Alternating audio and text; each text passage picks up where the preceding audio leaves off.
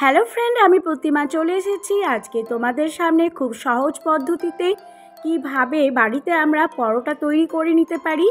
Soft এবং খুব নরম পরোটা আর সুস্বাদু, খুব সহজে এবং সঠিকভাবে কিভাবে পরোটা করে নিতে হয় তার রেসিপি তোমাদের সাথে আজকে আমি শেয়ার করে নেব। মাত্র কয়েকটি জিনিস দিয়ে আমরা বাড়িতে তৈরি করে নিতে পারি পরোটা। এই পরোটা ডাল কিংবা নানান রকম সবজির সাথে ভীষণ সুন্দর লাগে। প্রতিদিন রুটি খেতে ইচ্ছে না করলে তোমরা এইভাবে সঠিক পদ্ধতিতে কিন্তু পরোটা করে নিতে পারো। এর জন্য আমি নিয়ে নিয়েছি এখানে মেজারমেন্ট কাপের 1 কাপ। প্রথমে নিলাম গমের আটা, আর সেই কাপেরই হাফ কাপ নিয়ে নেব আমি এখানে ময়দা। তো আমি এখানে ময়দা আর আটা দুটোই নিয়েছি। তো এই দুটো জিনিস দিয়ে পরোটা করলে কিন্তু পরোটা খুব সফট হয় আর খেতেও ভীষণ সুন্দর লাগে। টেস্টের জন্য নিয়ে নিলাম হাফ চামচ লবণ আর নিয়ে নেব 1 চামচ চিনি। এবার এখানে রিফাইন্ড অয়েল নিয়ে নিলাম আমি এখানে 2 টেবিল চামচ। আর খুব ভালো করে ময়ামগুলো কিন্তু ময়দার সাথে মিশিয়ে নিতে হবে এভাবে হাত দিয়ে দিয়ে। সঠিক পদ্ধতিতে যদি এইভাবে পরোটা তৈরি করো তাহলে পরোটা কিন্তু ভীষণই সুন্দর লাগে খেতে।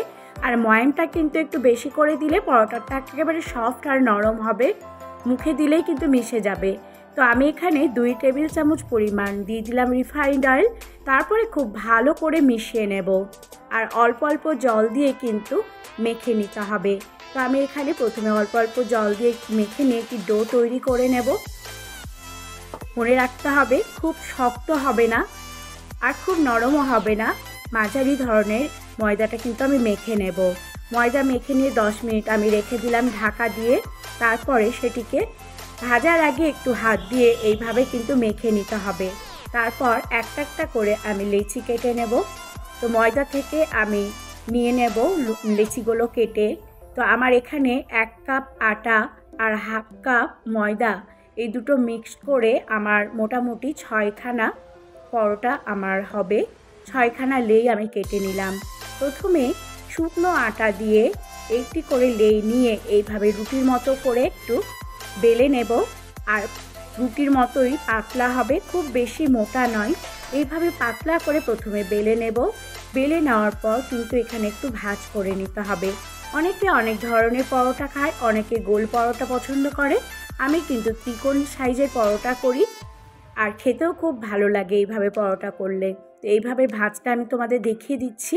ঠিক এইভাবে ত্রিভুজের মতো করে ভাঁজ করে নেব। তারপরে আবার একটু শুকনো আটা দেব, দিয়ে আবারও কিন্তু বেলে নিতে হবে। প্রথমে এভাবে ভাঁজ করে নিলাম, তারপরে আবার একটু শুকনো ময়দা উপর থেকে ছড়িয়ে দিলাম, তারপরে আবার একটু বেলে নেব।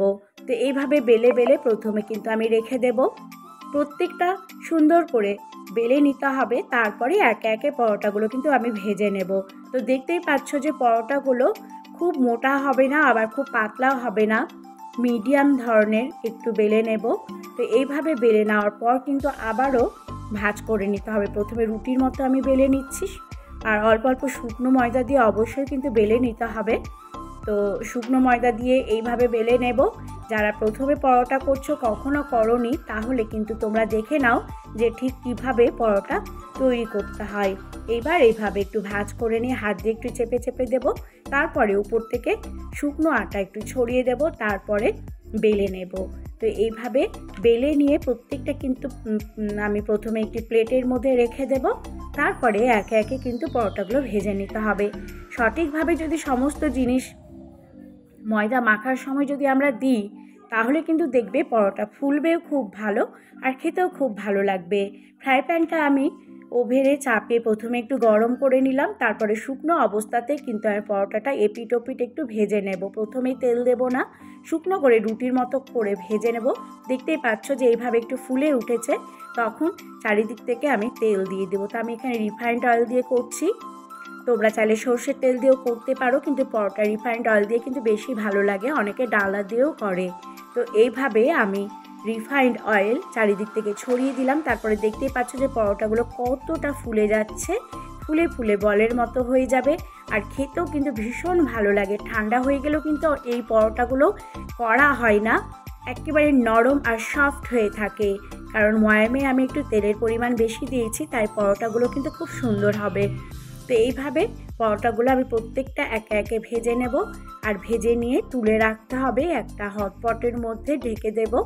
পরোটাগুলো কিন্তু সকাল হয়ে গেলেও দেখবে যে একেবারে কড়া হবে না, এতটা সফট হবে যে বয়স্ক মানুষরা যাদের দাঁত নেই তারাও কিন্তু খুব সহজেই পরোটাগুলো খেতে পারবে। এইভাবে এই পদ্ধতিতে যদি তোমরা পরোটা বানাও দেখবে খেতেও ভীষণ ভালো লাগে আর খুব নরম হয়, সফটও হয়। তো বন্ধুরা, আমার এই রেসিপিগুলো তোমাদের কেমন লাগছে তোমরা কিন্তু অবশ্যই আমাকে কমেন্ট করে জানাবে। যদি ভালো লেগে থাকে তাহলে অবশ্যই আমাকে লাইক, কমেন্ট, শেয়ার করতে ভুলবে না। আমার এই চ্যানেলটি সাবস্ক্রাইব করার অনুরোধ রইল। নিত্য নতুন ভিডিও পাওয়ার জন্য তোমরা অবশ্যই কমেন্ট করবে। কমেন্ট করলে কিন্তু আমার ভীষণ ভালো লাগে আর তোমাদের কমেন্ট পড়ে আমি ভীষণ আনন্দ পাই, মজা পাই। তো তোমরা অবশ্যই আমাকে জানাবে যে পরোটাগুলো কেমন হয়েছে। তোমরা এইভাবে পদ্ধতি ফলো করে যদি পরোটা করো, যারা প্রথম দিন করছো তারাও কিন্তু খুব সহজে পরোটা তৈরি করে নিতে পারবে। তো এইভাবে বাড়িতে তৈরি করে নাও তোমরা নরম সফট পরোটা। যেদিন রুটি খাওয়ার ইচ্ছে হবে না সেদিন তোমরা এইভাবে সহজ পদ্ধতিতে পরোটা করে নিতে পারবে। এই পরোটা ছোলার ডালের সাথে কিংবা যে কোনো সবজির সাথে খেতে ভীষণ ভালো লাগে আর কষা চিকেনের সাথে কিন্তু দুর্দান্ত লাগে। এইভাবে তোমরা সহজ পদ্ধতিতে পরোটা বানিয়ে নিতে পারো সকালে ব্রেকফাস্টে কিংবা রাতে ডিনারে। তো এই ছিল আজকের আমার রেসিপি। এরপরে আরও সুন্দর সুন্দর রেসিপি তোমাদের